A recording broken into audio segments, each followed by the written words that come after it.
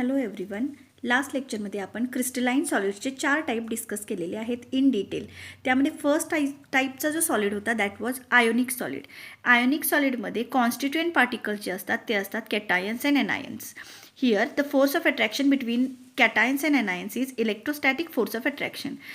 Ionic solids are hard and brittle. They have very high melting point, 600 to 3000 degrees Celsius. They are poor electrical conductors in solid state, but they are good conductors when melted or dissolved in the water.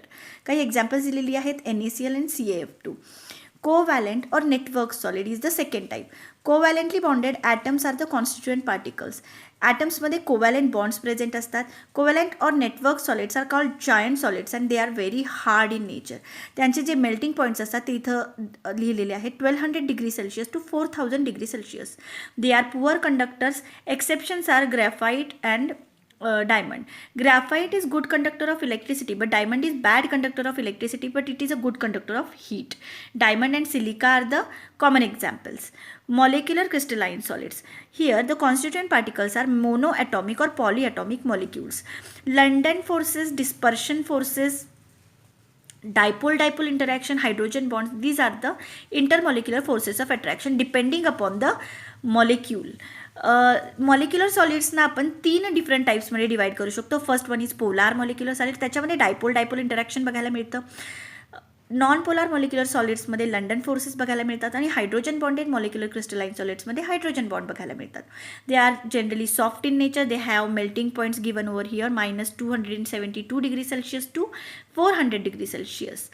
They are poor conductors of heat and electricity. Some examples are given over here. Benzoic acid, ice, solid CO2 आपण example लिहू शकतो. Solid HCl, solid HF, these are some common examples.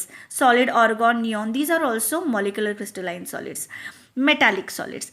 Metallic ions present in a sea of mobile electrons are the constituent particles. Here the metallic bonds are present between the cations, metal ions and the valence electrons. Variable, they are soft to hard. They have wide range of melting point from -39 degree Celsius to 3400 degree Celsius. They are good conductors of heat and electricity due to the presence of free mobile electron. Basically crystalline solids जे असतात त्यांच्यामध्ये आपल्याला काय बघायला मिळतं, असे solids असतात की ज्याच्यामध्ये कॉन्स्टिट्युएंट पार्टिकल जे असतात त्यांची अरेंजमेंट कशी असते, थ्रू आउट द क्रिस्टल आपल्याला रेग्युलर बघायला मिळते. इथे आपण एक क्रिस्टलाइन सॉलिड डिस्कस करतोय. इथे कॉन्स्टिट्युएंट पार्टिकल जे आहेत ॲटम्स, आयन्स किंवा मॉलिक्युल्स यांची अरेंजमेंट आपल्याला कशी बघायला मिळते, डेफिनेट बघायला मिळते through out the crystal. Constituent particles म्हणजेच काय, ॲटम्स, आयन्स और molecules. Okay.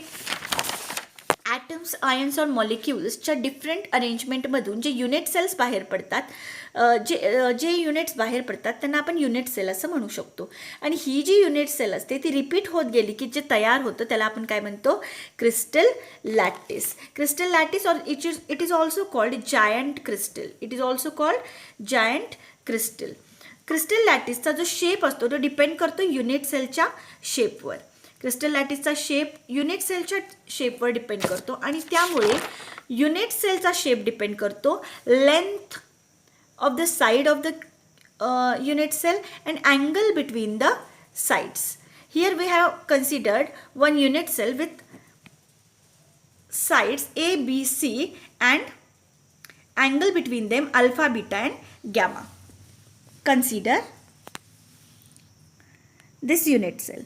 In this unit cell we can observe that here the sides are A, B and C and the angle between the sides are alpha, beta and gamma. आणि जेव्हा ही unit sale repeat होत जाते त्यावेळेला आपल्याला काय मिळतं, crystal lattice और giant crystal बघायला मिळतं, ज्याच्यामध्ये आपल्याला कॉन्स्टिट्युएंट पार्टिकल जे आहेत ते एका डेफिनेट रेग्युलर अरेंजमेंटमध्ये बघायला मिळतात. आणि जर ही जी युनिट सेल आहे ह्या युनिट सेलमध्ये जर साईड्सची लेंथ चेंज झाली, angle between the sides alpha, beta, gamma जे आहेत ते अँगल्स चेंज झाले तर युनिट सेलचा शेप काय होणार, चेंज होणार. करेक्ट. आणि त्या अकॉर्डिंग क्रिस्टलचा शेपसुद्धा काय होणार, चेंज होत जातो. That means the shape of the giant crystal और crystal lattice depends upon the shape of the unit cell. There are basically 7 different types of unit cells we can have by the arrangement of different type of particles. First जी काही unit cell आहे ती आपण discuss करतोय. That is simple cubic unit cell, ज्याच्यामध्ये आपल्याला बघायला मिळतं की A equals to B equals to C आहे. ए बी सी हे इक्वल आहेत. अल्फा बीटा गॅमा जे आहेत sides between the angles between the sides those are equals to 90 degree. ह्याला आपण काय म्हणणार, सिम्पल क्युबिक युनिट सेल. जर हीच युनिट सेल कंटिन्युअस रिपीट होत गेली तर आपल्याला जे काही लॅटिस मिळणार आहे, जे काही जायंट क्रिस्टल मिळणार आहे ते पण क्युबिकच बघायला मिळणार. Second type of unit cell is tetragonal unit cell. A equals to B आहे, it is but it is not equal to C. A B equal आहेत, सी जी हाईट आहे ती डिफरंट आहे. Alpha beta gamma still remains 90 degree. This is called tetragonal unit cell. The third type of unit cell is orthorhombic unit cell. In this we can see that A is not equals to B and B is also not equals to C, but alpha beta gamma still remains 90 degree. This is called orthorhombic. असे shape जर काय होत गेले, repeat होत गेले in 3 different axis तर आपल्याला काय बघायला मिळणार, जायंट क्रिस्टल जे बघायला मिळणार त्याचा शेप पण फायनली असाच असणार आहे. That means the shape of the giant crystal depends upon the shape of the unit cell. The next 3 types we are going to discuss are monoclinic, triclinic and hexagonal. Monoclinic मध्ये आपल्याला dimensions काय बघायला मिळतात बघा. A is not equals to B not equal to C. A बीशी equal नाही आहे आणि बी सीशी इक्वल नाही आहे. 3 वेगवेगळ्या साईड्स लेंथच्या साईड्स आहेत. अल्फा बीटा 90 डिग्री आहेत, दिसू शकतं अल्फा बीटा 90 आहेत, but gamma is not equals to 90. Next आहे ट्रायक्लिनिक युनिट सेल. ट्रायक्लिनिक युनिट सेलमध्ये A is not equals to B and B is not equals to C बघायला मिळतं आहे. Alpha beta gamma those are not equal and those are not equals to 90 degree, right. So it is also called most unsymmetrical crystal system. Next is hexagonal unit cell. In the hexagonal unit cell we can see that A and B are same but C is different, height is different, right. Alpha and beta, these two angles, alpha angle and the beta angle, these two angles are same but gamma angle is 120, right. Alpha beta equals to 90 but gamma 120. Now the rhombohedral unit cell. Into the rhombohedral unit cell we can see that A, B and C are equal. A, B, C equal आहेत but alpha, beta, gamma those are equal but not equals to 90 degree. हे equal असतात पण 90 डिग्रीशी equal असत नाहीत. अशा 7 crystal systems आपण create करू शकतो, आपण बघू शकतो. आणि जसं एखाद्या सबस्टन्स कोणत्या प्रकारचं क्रिस्टल सिस्टीम कोणत्या प्रकारची युनिट सेल दाखवतो त्यावर त्या क्रिस्टलचा शेप डिपेंड करतो. Okay, so there are basically 7 type of crystalline lattices we can have. But the scientist Bravais divided these 7 unit cells into further 14 types.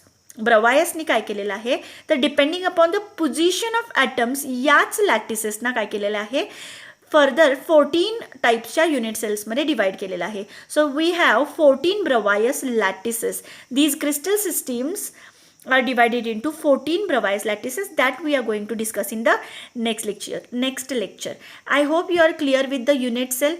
Unit cell is the basic structural repeating unit, smallest repeating unit of a crystal lattice, and there are main 7 types of unit cells depending upon the arrangement of atoms, right. And arrangement कशा पद्धतीचे आहे त्या प्रकारे ज्या 7 unit cells आपण discuss केलेले आहेत त्या फर्दर डिवाइड केल्या जातात 14 ब्रवायस लॅटिसेसमध्ये.